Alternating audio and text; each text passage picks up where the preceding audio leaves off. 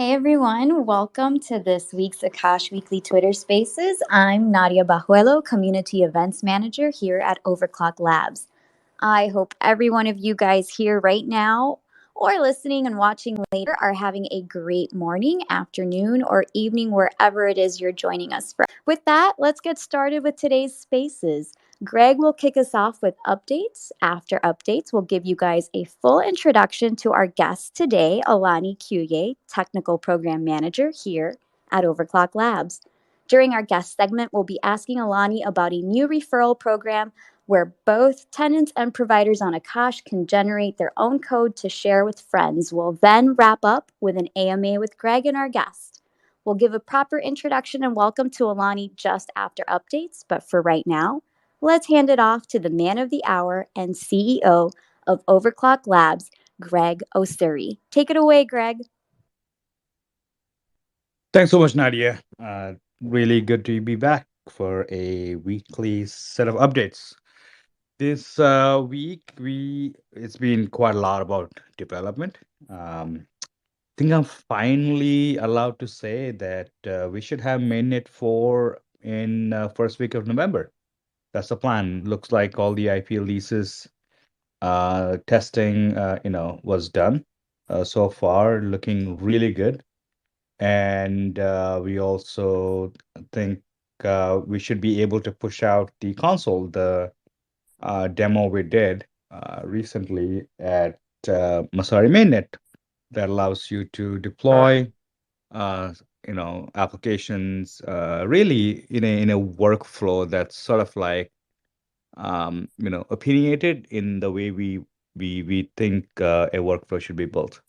So it's really exciting. There's a lot of development happening. Our core engineering team has just been cranking away to get you these. Mainnet 4, to remind you, it's a big release. A big release obviously is the IP leases.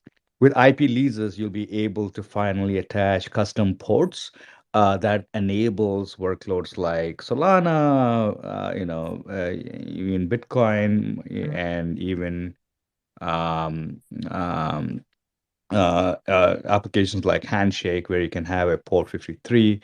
So essentially gives you another very nice way to connect to different services using IP addresses, right? And it's been a critical feature that's been requested quite a lot. The like the evolution that we saw with Akash, with every new feature, we'll be able to unlock new use cases. Like last big feature that came about was persistent storage, network storage. With network storage, you'll be able to finally run large application workloads that require terabytes of data, right?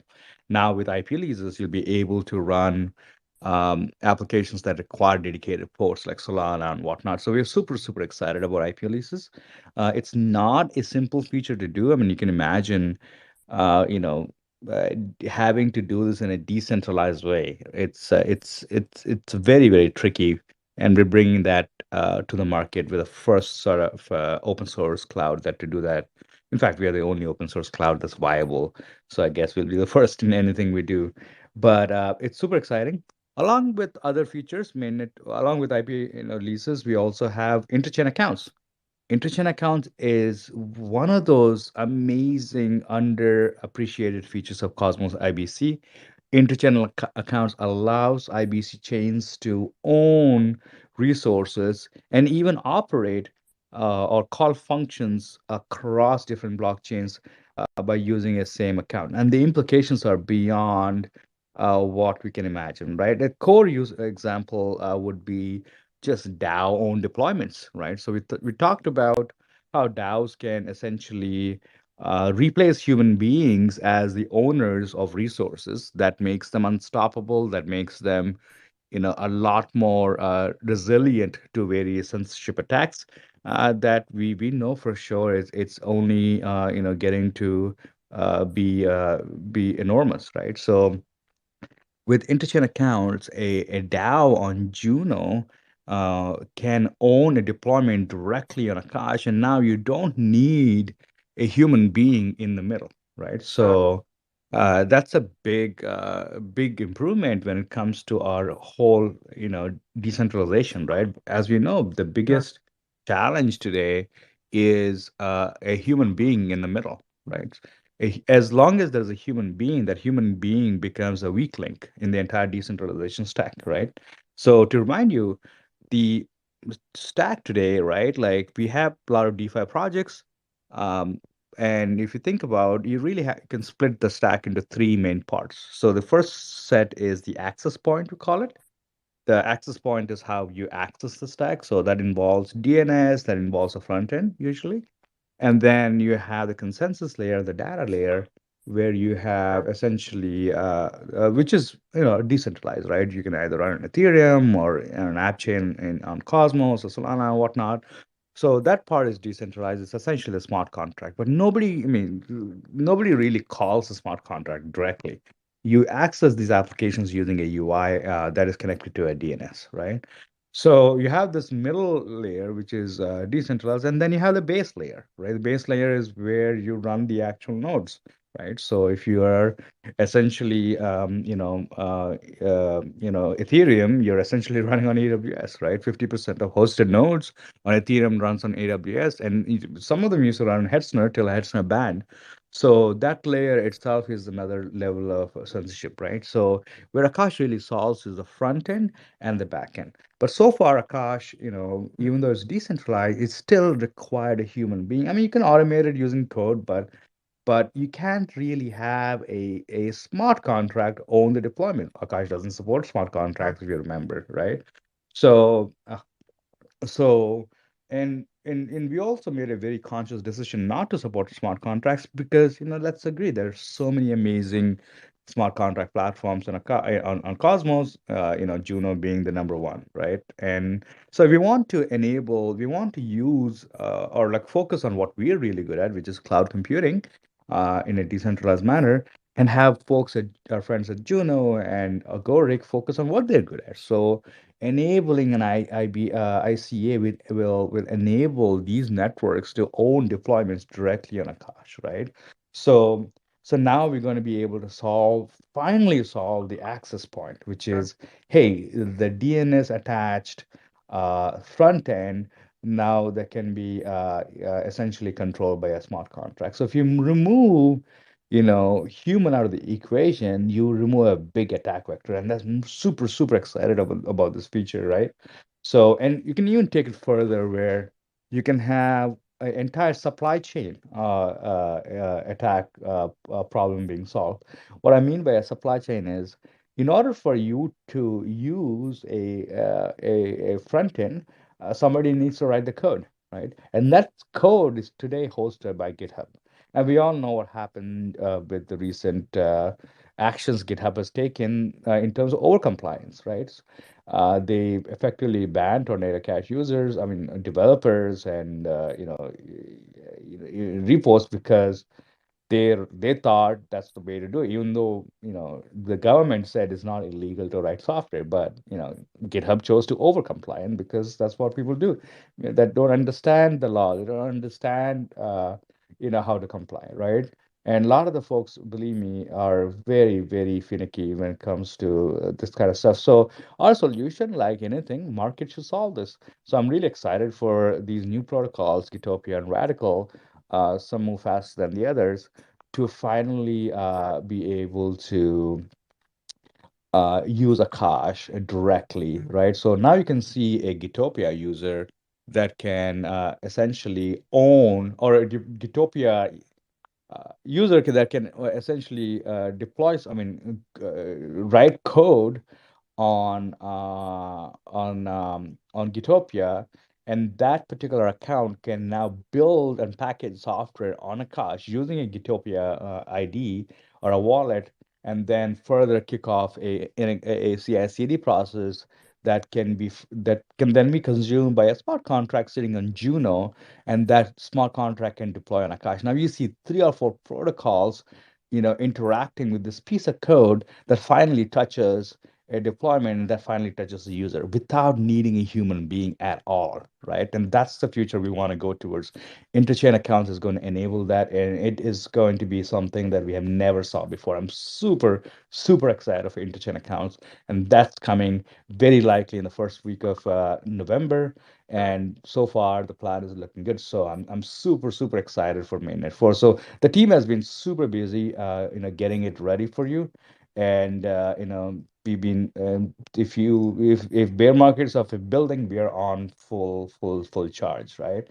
And this week we also saw other amazing contributions from our community, and our good friend Sami Kassab, our analyst from Masari, was super excited. We demonstrated the Overclock console, which, by the way, is another feature that I think we talk about less because we really want to get it out to you, right?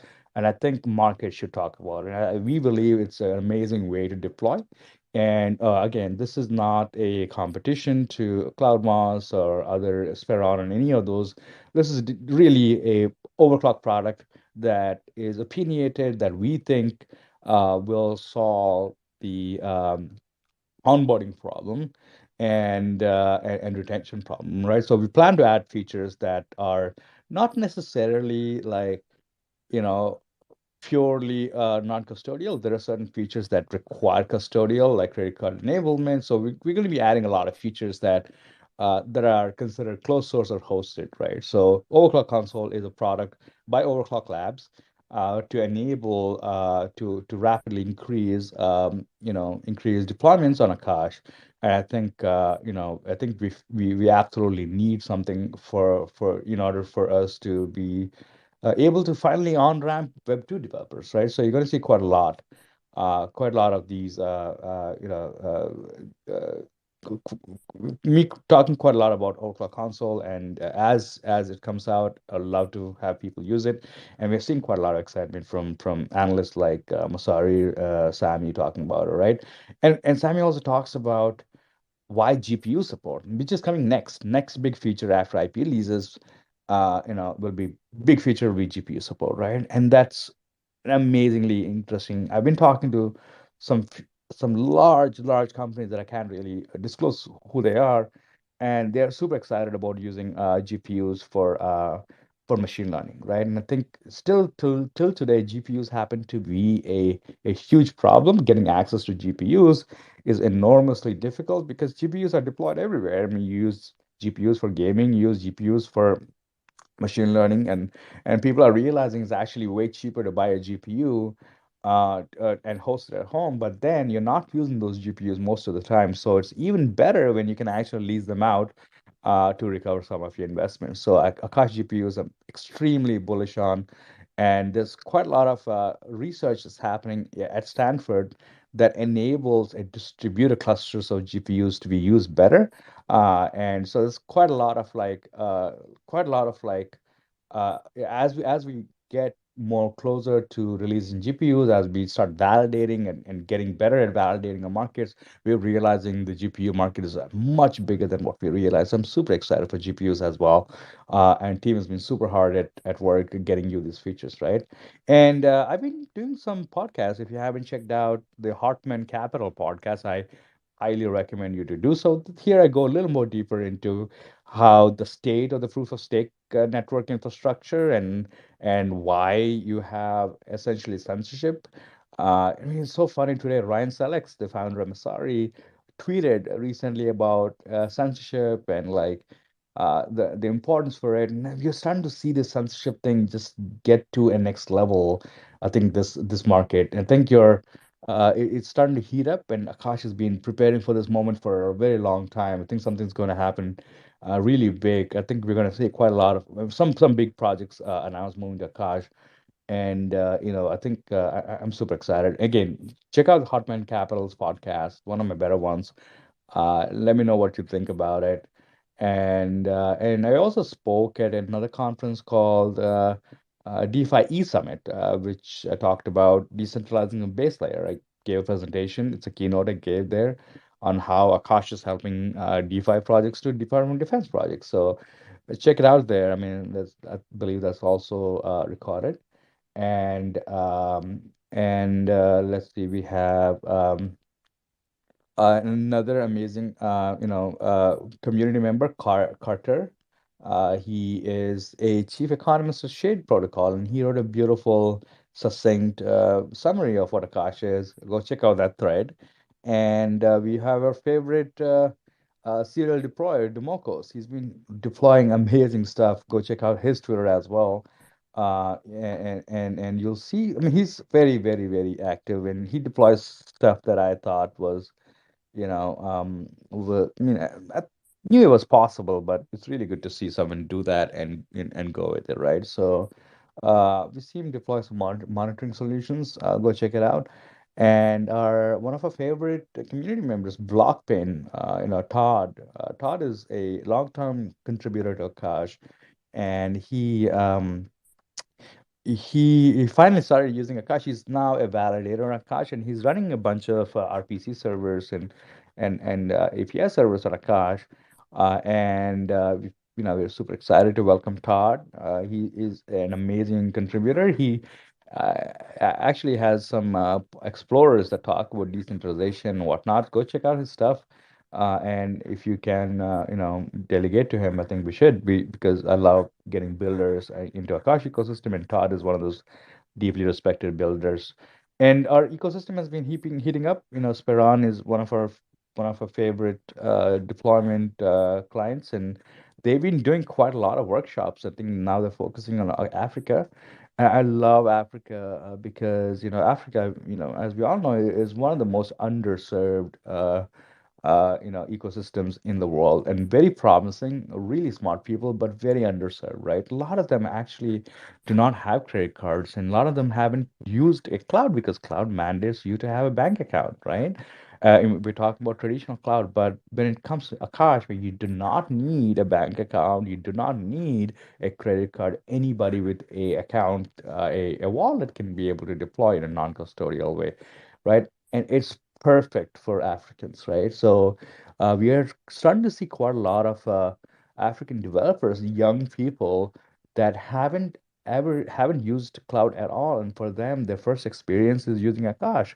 And thanks a lot for Spheron to making this happen. So go check out their Twitter. Spheron HQ is their account. Go give them a follow and look at all the good work they've been doing. So this is amazing because this is exactly how we want adoption, organic, done by our ecosystem. And talking about adoption, there's a new um, swag by Crypto Loot Shop. Go check it out. It's not done by Overclock Labs core team. It's done by community member. They're doing really cool stuff. They're having cups and mugs and sandals and t-shirts and hoodies and whatnot.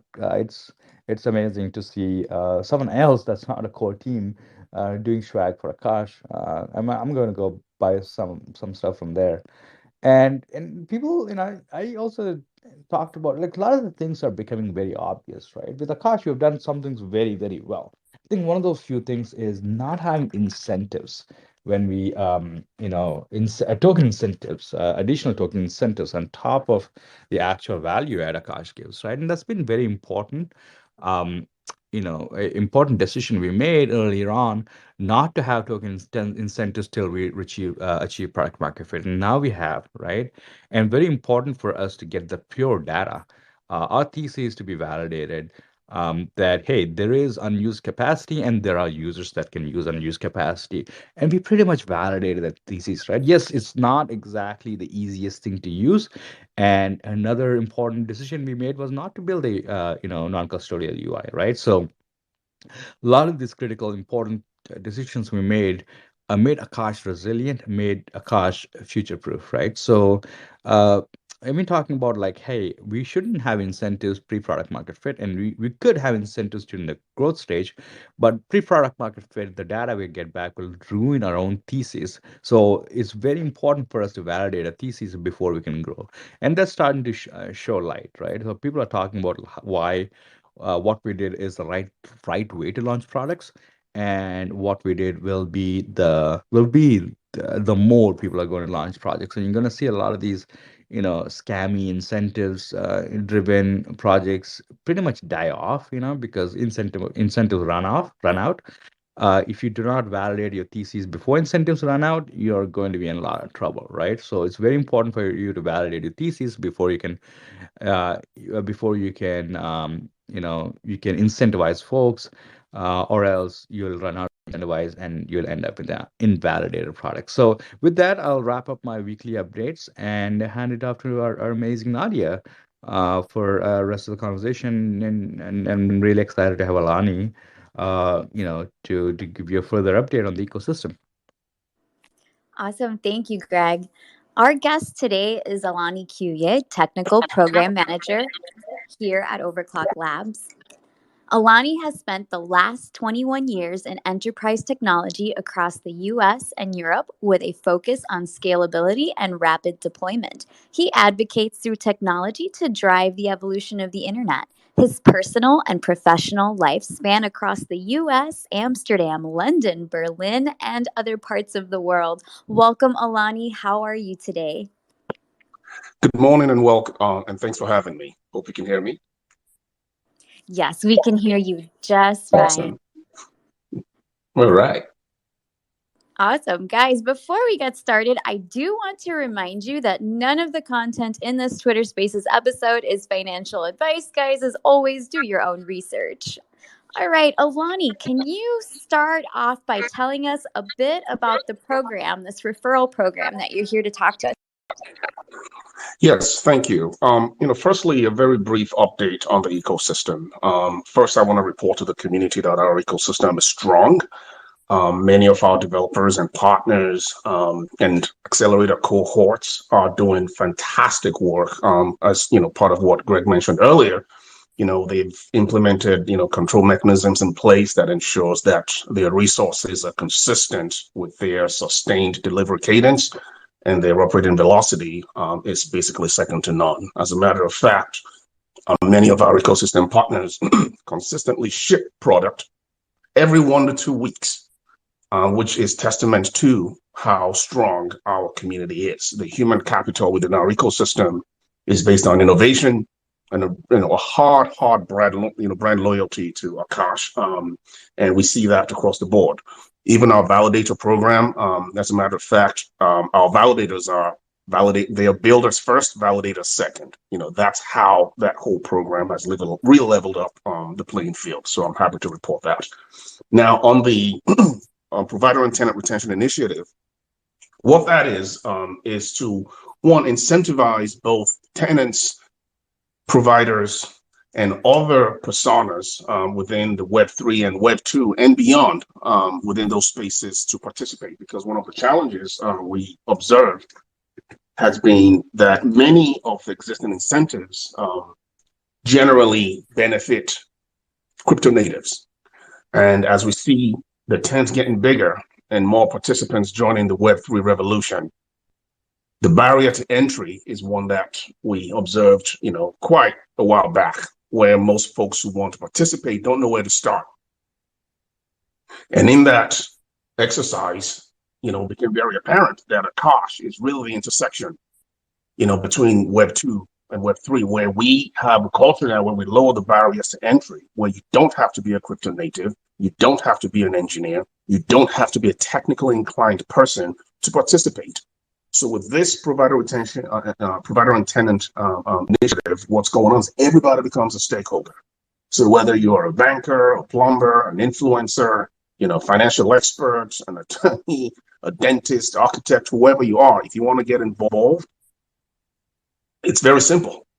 Set up a Kettler wallet, log into the dashboard, generate your referral code, share it with your friends. Share it on Twitter, on YouTube, on Facebook, make t-shirts, on LinkedIn, share it wherever.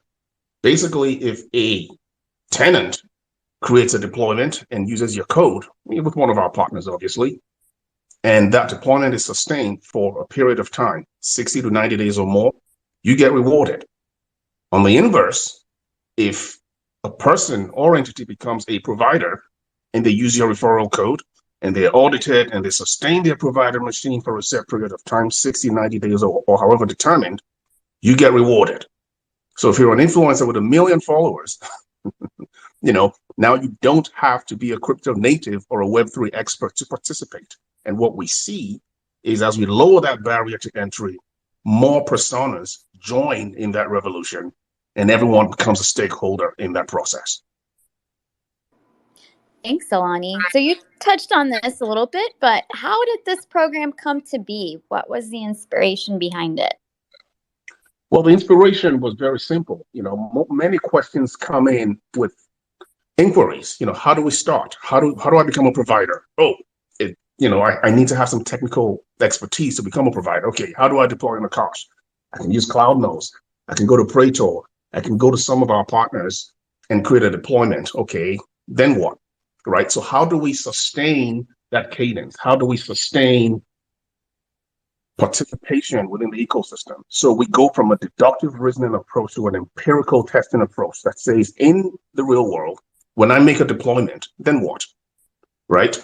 I spin up my deployment on Akash and it sits there, it's working, no problem. So how do we continue? How do we ensure folks are incentivized to share that experience? Okay, I've got a deployment, I'm a provider, I want to share this. Well, I'll tell my 5,000 followers or wherever I am, if I was an influencer, for example, that, hey, I've got a deployment on Akash, by the way, go check it out, here's my code. And quite frankly, I think this is something that at this stage, given brand loyalty and our very rapidly growing ecosystem, as we bring more personas, especially non-crypto natives, and we are that intersection, because there's an old saying, you can't shake hands with a clenched fist. So those who are looking from Web 2 saying, we like what's going on over there, how can we get involved? This is a clean barrier, clean entry point without any barriers for folks, whether you're in marketing, whether you're in healthcare, whether you work on a military base, whether you are in a dentist office, whether you're a journalist or a newspaper, or an activist, that wants to spin up something where you want to share information. Akash now becomes your entry point into Web3, and you are incentivized to share that message to the broader community. Awesome. And one more time, within our own ecosystem, who does this program benefit? So it benefits both sides of our ecosystem, tenants, providers. In addition, as a matter of fact, it also benefits those who are on the periphery. So as if I had the code today, for example, and I can share it and they complete a deployment, what happens is I get rewarded. Then what happens is I am further incentivized to continue to propagate that message, and we start to have the right conversations, right? And we start to have a better understanding, create a bigger tent with different personas. So everybody benefits, everybody becomes a stakeholder. And in that process, we're able to easier and with clarity communicate what the key value proposition is, which is very obvious to most crypto natives. But when you incentivize behavior, what happens is people tend to generate their own knowledge from their own vantage point of understanding. So it's really exciting that all sides of our ecosystem can benefit from the new program and can become stakeholders. When can we expect the program to go live?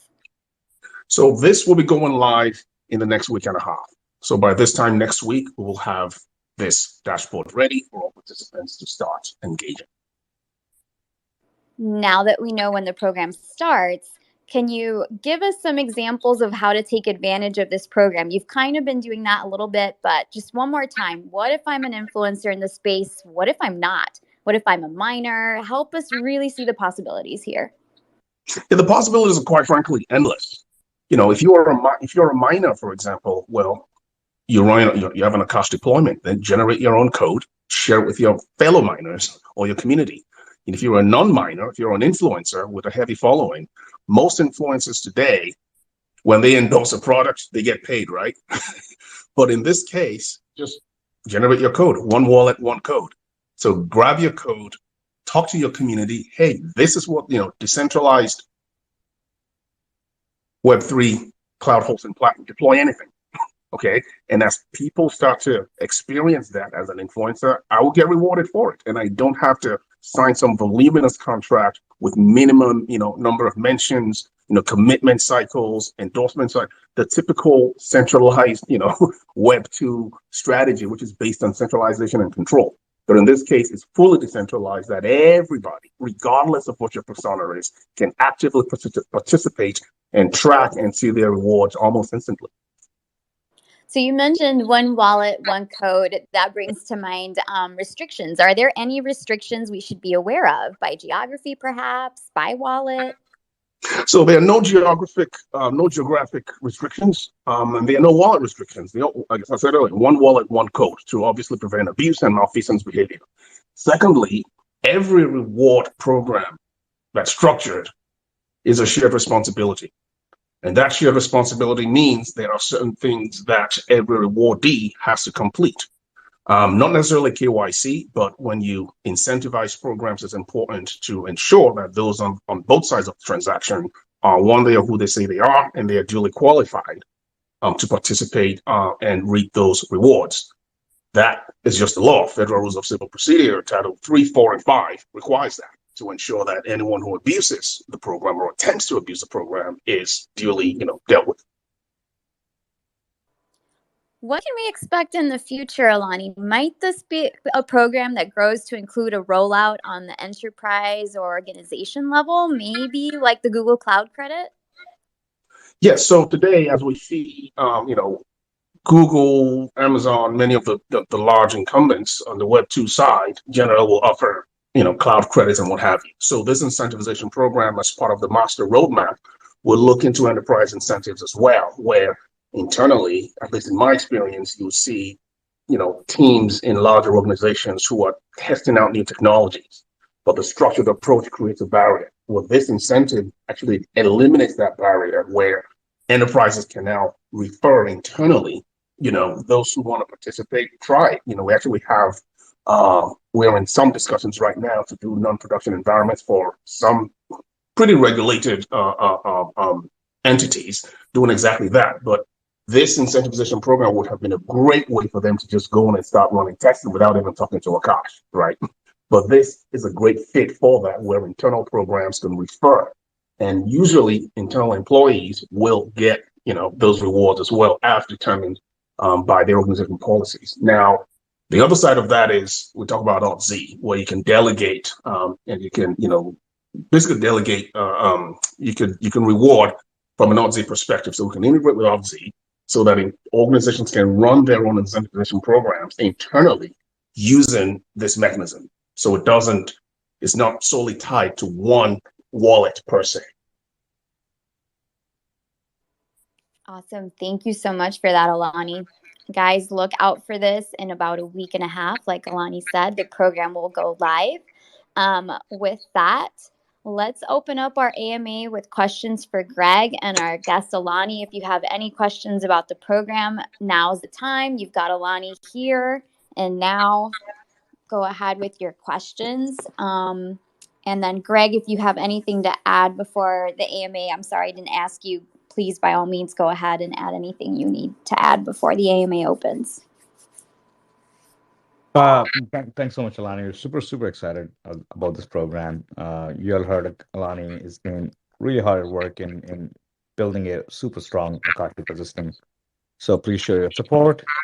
The first question we got is there I think we got this on Telegram or something. Is there a concept of sustainable economic model from a network, especially for supporting the stability of AKD prices, not for a guarantee, but more for a commitment only from Akash network? Yeah, I mean, so Akash is a self-sovereign network, right? So with more usage, the better liquidity, with better liquidity, better support for the AKT market, right? So right now we are in a deep bear market and things are really bad, and you're not going to, there are macro level events that are impacting everything we do, right? So it's just till the macro situation calms down and stabilizes, we're going to see quite a lot of volatility in prices. And so no effort from the Overclock Labs team, the core team, that we employ right now is going to be fruitful, right? So, but AKT ecosystem right now is, is quite mature enough to support the deployments. So I don't see any hindrance for providers to be able to liquidate their AKT to pay their bills, and tenants to be able to purchase AKT to pay for the deployments. And as the usage ramps up, we're going to also start seeing quite a lot of automated purchases for AKT, right? So you can imagine a world where we have deep integrations now that are in play with several protocol clients where there is, an effort to do fiat payments. There's an effort to do non-AKT based payments. There's also efforts to do stable payments and whatnot. So all these different payment mechanisms will have to convert to AKT in order to deploy on Akash. So the more of these integrations we have, the higher demand these integrations generate, the more demand for AKT, and therein will attract more liquidity, right? So it's going to be the sustainability model depends on the demand for AKT token, which is driven by deployments. So all of our efforts that we do every day, and keep giving you updates every week as to how quickly and how well these are going, really comes down to um, the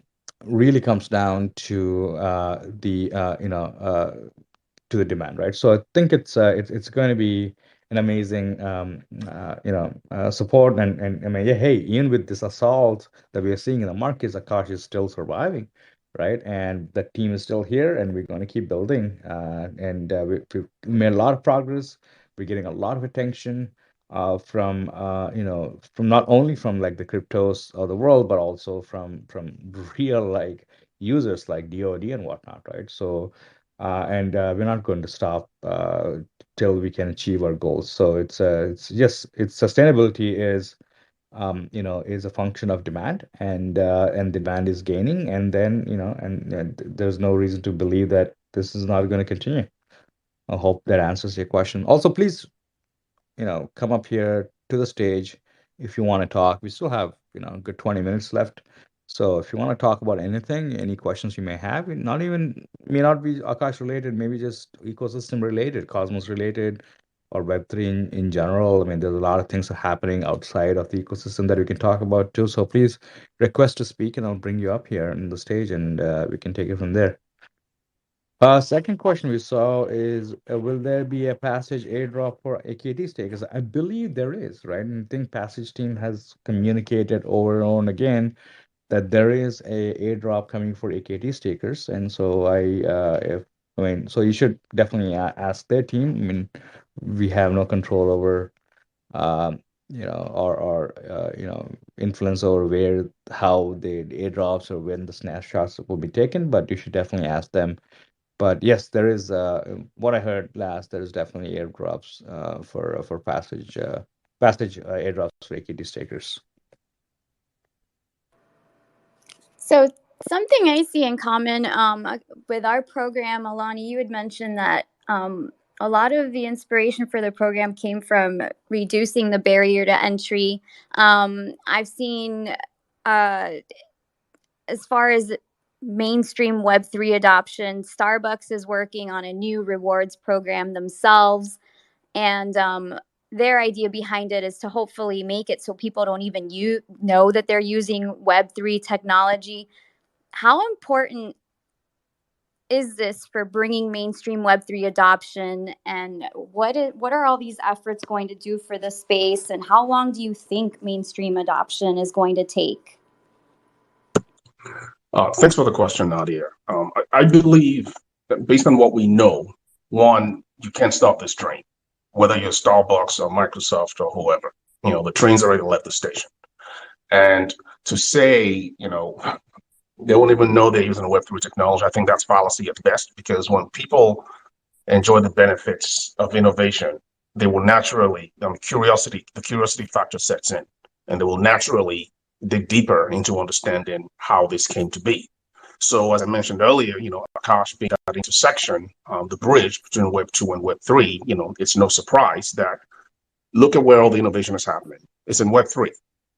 And the Web 2 incumbents I mean, they're looking for a bridge, right? And Akash has emerged and continuously so as that bridge. So when, Web2 incumbents look at Web3 as a means to further cement their customer loyalty, then that's all the validation we need. I mean, because, in the grand scheme of things, as I said earlier, you can't shake hands with a clenched fist, but you also cannot stop innovation because innovation insists on itself.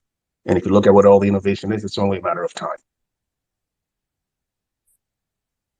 And Greg, how long do you think it will take before Web3 adoption or Web3 goes mainstream? I know this was something that they asked you at Masari on the panel, but not all of us got to be there. Can you talk a little bit about that? Yes. So by definition, what is mainstream, right? So mainstream definition means 50% of Fortune 1000 companies all having a Web3 strategy. I would consider that mainstream, right? So I think we're going to see that in 5 years. I mean, I mean, by 2027 at least, we're going to be able to say, hey, um, Web3 is people like companies will have Web3 teams. At least 50% of Fortune 1000 companies will have Web3 teams, hands down. There's no doubt about it. Some estimates, Ernst and Young, which was my co-panelist on the Masari mainnet, they think it's 2030 just by following the trajectory of cloud, right? So cloud became mainstream, and they're following the trajectory of the cloud, and they think it's 2030. But I believe the as we evolve in tech stacks, they tend to get faster in terms of adoption. And I believe 2027 will be the date, just based on just adding to what EY's Ernst and Young's research, and adding the increase in speed of techs, right? And we're also, I mean, a good thing is regulation is coming. Even though it's coming hard, it's coming, right? And that's very, very important, because in order for these large companies to adopt Web3, they need clarity, regulatory clarity, right? So they need to know the boundaries of operation. And it's very clear if you look at technologies like Akash Secret, where DoD is experimenting internally, and they are very excited about possibilities of sovereignty, for internal systems. And you see like things like Tornado Cash, which is getting outright banned by the government. So government is not putting a blanket ban or blanket, like Web3 is all kind of mode, right? They're clearly differentiated. Yes, there are protocols that add quite a lot of value, and the protocols that cause a lot of damage, and that's very important for us to recognize here. So so I think like technologies like Akash and Secret and infrastructure stuff that is not DeFi or NF DeFi, or just like you know like certain NFTs. I actually like NFTs a lot, and I like DeFi a lot. But let's sort of like come to reality, right? There's a lot of scams in DeFi and NFTs, right? While they're really good ones, right? There's some really gold projects in DeFi's and NFTs, but there are a lot of like these scammers that follow the success of good projects and cause a lot of damage, right? So I think the government is trying to play catch up, right? And then, but at the same time, we as innovators from infrastructure standpoint are making progress. The systems are getting better. The acceptance is getting higher in Web3. In 5 years, it's not hard to see how this will become mainstream. So I'm super excited. Like the Starbucks NFT case is just tip of the iceberg, right? And I think NFTs will become. If you think about NFTs, they're essentially a digitalization of rights, right? So when you digitalize rights, you make them composable, you make them portable, you make them easy to custody, you add a lot, like you add these amazing um, rails to what traditionally has been not really that very usable, right? I mean, you own something, and maybe the government know, maybe a few people know, but with your ownership becoming digitalized means you can actually make their ownership a lot more productive than what you're used to today, right? So digitalization of ownership, I think, is going to be a lot bigger than DeFi. I think NFTs are going to be a lot bigger than DeFi. DeFi is, I mean, it's essentially taking the old, like, oligopolized, old sort of like model on how to deal with finance and modernizing that. But NFTs add a whole level of realm, unlock whole new levels of like engagement with what has been traditionally very hidden and very inaccessible. Right. So I think NFTs are going to be larger than DeFi, and I think we're going to see infrastructure take another realm. So now we're seeing Web3 slowly like spread into different areas and different sort of like categories, and I think that that's going to be inevitable by 2027. And Nadia, if I may add very briefly to that, we also seen an emergence of Web3 being added to many organizations with risk management strategy because most standards organizations, wrote all their standards based on Web 2, the same way we saw during the transition from Web 1 to Web 2. But now, when you speak with many enterprises, they're actually adding Web 3 as part of their risk management strategy. And I mentioned earlier during my first discussion around, you know, what are we doing for non-production environments? Let's put those in Web 3 because most companies, they are testing in UAT groups. A lot of big ones, they farm them out. So that's outside the fence. So they're starting to see many enterprise use cases for Web 3, both from a risk management standpoint, from an internal procedures and control standpoint, and more importantly, from a long-term operating process and control mechanism standpoint. Hope that helps. Yeah, absolutely. Del Rey, happy to see you. And I must say, it was fantastic to meet you live and in person. Go ahead, you have the floor. Hey, thank you so much, Nadia. First of all, GM to everybody. And yes, it was a pleasure meeting you and hanging out with the rest of the Akash people, also the people from Pratio app. Uh, really, really cool experience. I wish I could go back. But anyway, back to business. Thank you for putting up the space. Greg, same as you, I'm really excited about interchain accounts. For me, it's excellent feature and will enable ways to integrate that we can't even imagine right now, in my opinion. But I'm curious, since it's going to be added to Akash, what are some of the uses you see, or what are the things you see people building on Akash using advantage of interchain accounts, if that makes sense?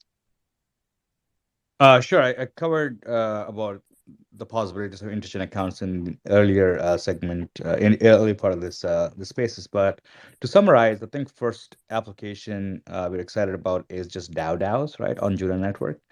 DAOs today have to rely on centralized infrastructure, which is censorable, which requires people to dox their identity, use credit cards, which is even right? So there is no programmable, composable way for a DAO to directly own deployments, right?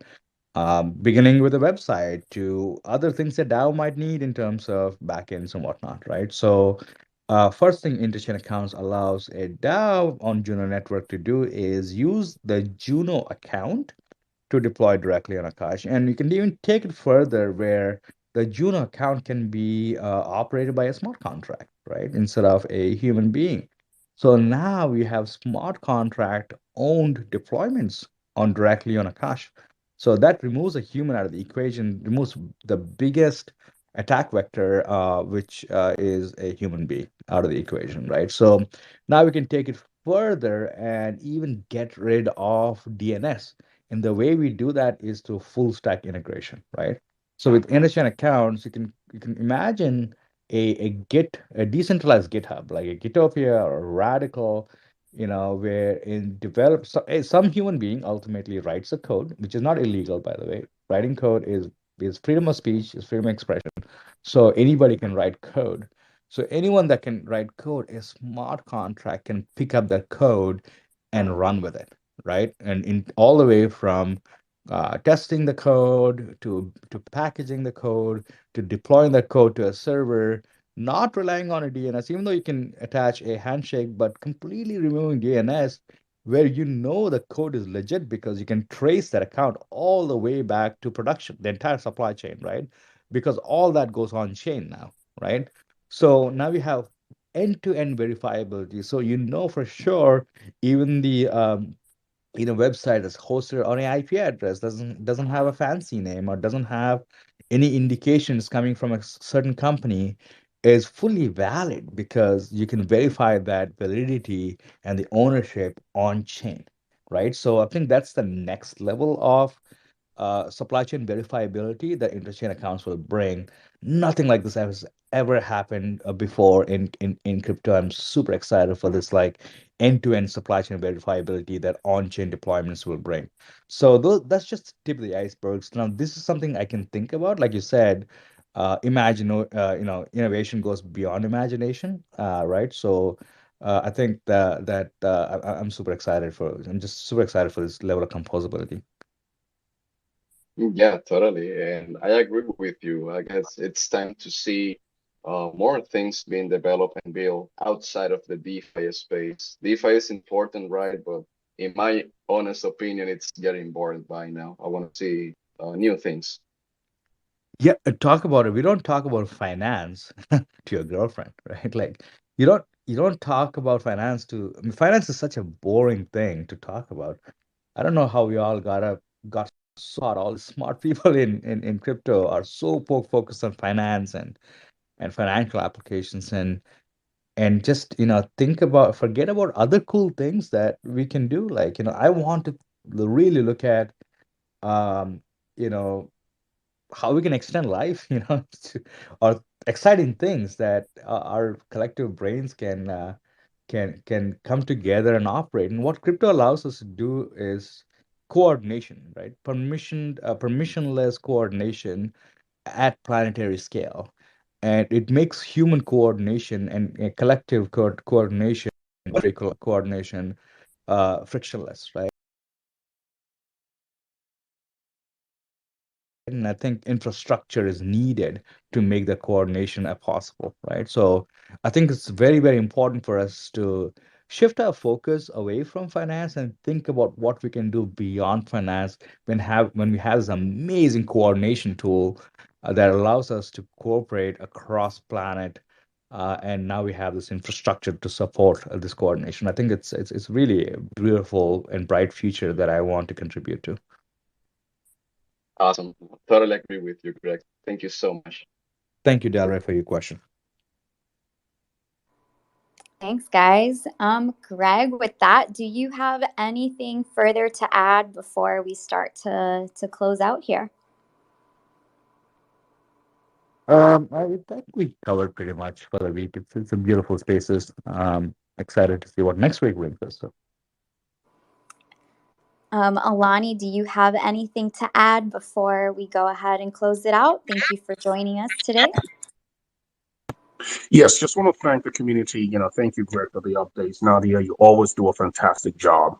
Like I said, I always feel like I'm watching CNBC or something. I always say, who knows, maybe the next Twitter will be decentralized. But, I'm really grateful for our ecosystem, our partners, our participants, our community. Del Rey, I see you on Twitter all the time. Eddie, I see you too. Deval, Cloud Knows Max, thank you all. And I look forward to continuing accelerating our growth on the impact we have on all of Web3 and beyond. Thanks, Alani. Desdo, we're about to close out, but I do appreciate you coming by. Real quick, did you want to add something before we close out? Did you have a final question? Thanks for stopping by.